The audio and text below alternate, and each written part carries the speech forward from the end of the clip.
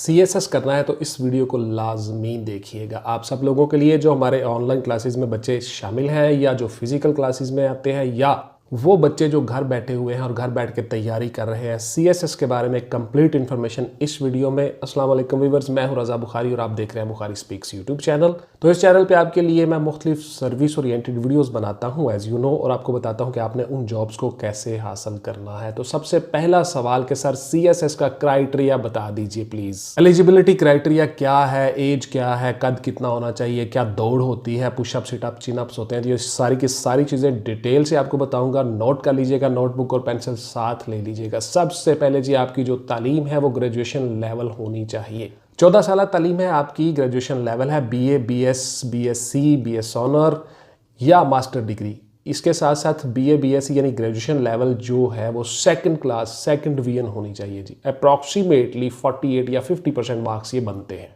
आपने जिस भी कॉलेज या यूनिवर्सिटी से डिग्री हासिल की है वो कॉलेज या यूनिवर्सिटी HEC से अप्रूव्ड होनी चाहिए जी, हायर एजुकेशन कमीशन से अप्रूव्ड होनी चाहिए। आपकी डिग्री आप एलिजिबल हो जाते हो। अब हायर एजुकेशन ने 14 साल तालीम किसको करार दिया है, ग्रेजुएशन लेवल क्या उन्होंने रखा हुआ है, कौन कौन सी डिग्री इसमें शामिल है, आप HEC की वेबसाइट पे जाके देख सकते हैं। इसके बाद जी आपका जो कद है वो NA है, नॉट एप्लीकेबल, जरूरी नहीं है, इट्स नॉट नेसेसरीली कि जी आपका जो कद है वो इतना ही होना चाहिए, एलिजिबिलिटी क्राइटेरिया में नहीं है। नज़र आपकी 6x6 होनी चाहिए विद आर विदाउट ग्लासेस, दोनों तरह से आपकी नज़र दुरुस्त है, चल जाएगी। चेस्ट आपकी जितनी मर्जी हो चल जाएगी, चाहे आप पुलिस में आए चाहे आप किसी भी ग्रुप में आओ, वो आगे चल के डिटेल से बताता हूँ आपको चीज़ें। तो ये NA है जी, दौड़ आपकी, पुशअप सिटअप चिनअप्स NA है, नॉट एप्लीकेबल, नहीं लगेंगे।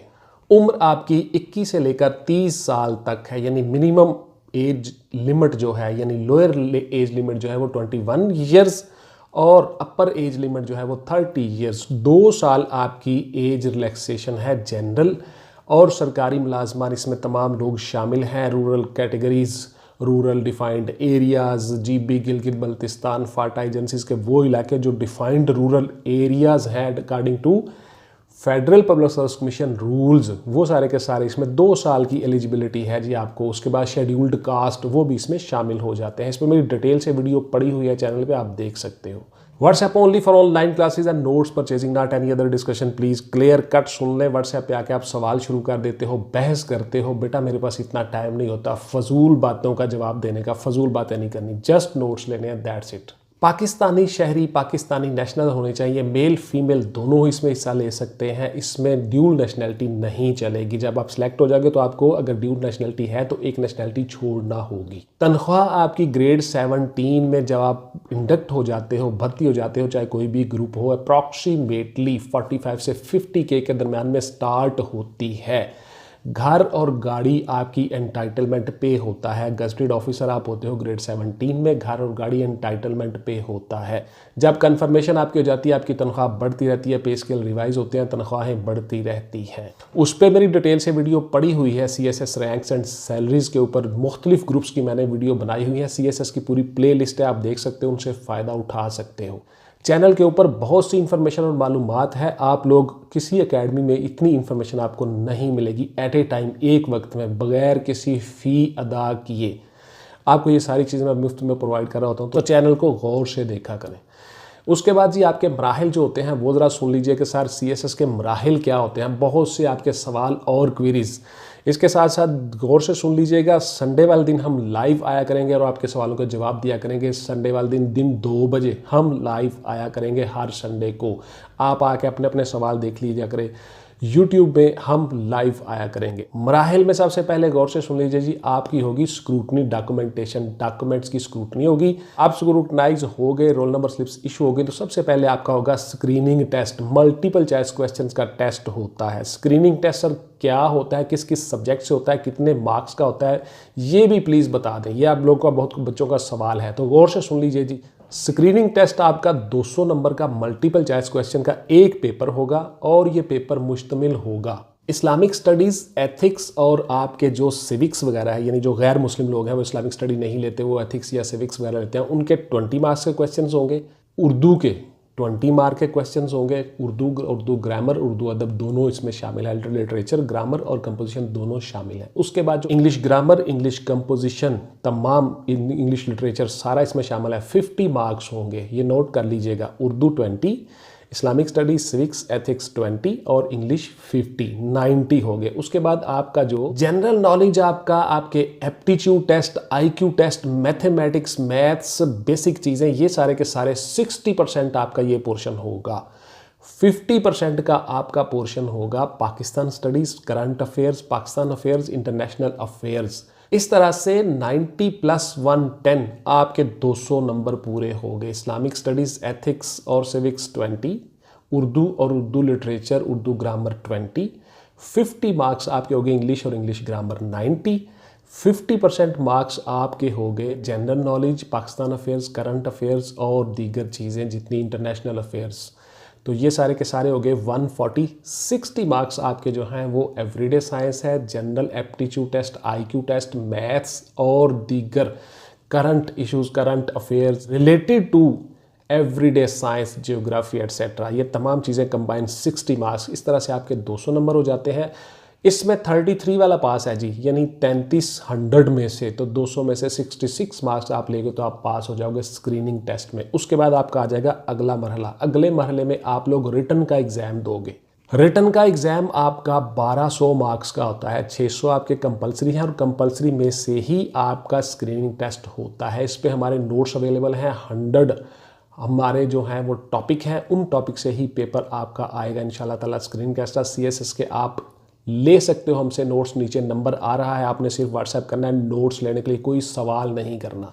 आप लोगों को सवालों के जवाब मैं यूट्यूब कमेंट्स में दे देता हूं जब मुझे टाइम मिलता है, और संडे वाले दिन लाइव हम आया करेंगे, वहां पे आपके सवालों के जवाब दूंगा। मेरे पास इतना टाइम नहीं होता, चूंकि आपको पता है मैं एक वकील हूं, बहुत से काम होते हैं, वीडियोस भी आपके लिए बनाता हूं, एडिटिंग करता हूं, तो टाइम बिल्कुल नहीं होता, इसलिए आपने व्हाट्सएप पे आकर कोई सवाल नहीं करना। उसके बाद आपका अगला मरहला आ जाता है, 600 कंपल्सरी हो गया, 600 ऑप्शनल हो गया, और उसके बाद 1200 मार्क्स का ये रिटन टेस्ट हो गया। इसमें से जो आपके ऑप्शनल या इख्तियारी मज़ामीन है उसमें 55 से लेकर 60 के करीब मुख्तलिफ सब्जेक्ट्स हैं, कोई 200 के हैं, कोई 100 के हैं, वो ग्रुपिंग है। 7 ग्रुप बने हुए हैं, ABCDEFG तक, वो सारे के सारे ग्रुप्स, उसमें मुख्तलिफ सब्जेक्ट्स हैं। किसी ग्रुप में आप 1 ले सकते हो, किसी ग्रुप में आप 2 ले सकते हो, उसमें डिटेल से वीडियो पड़ी हुई है चैनल के ऊपर, आप वो देख सकते हो। 600 आपने उसमें से कर लिया, 1200 का रिटन आपने क्वालिफाई कर लिया। देन आपका होगा जी साइकोलॉजिकल असेसमेंट टेस्ट और वाइवा, ये दोनों मिला के 300 मार्क्स के हैं। इस तरह से आपका 1200 और 300 1500 मार्क्स का ये टोटल एग्जाम हो गया।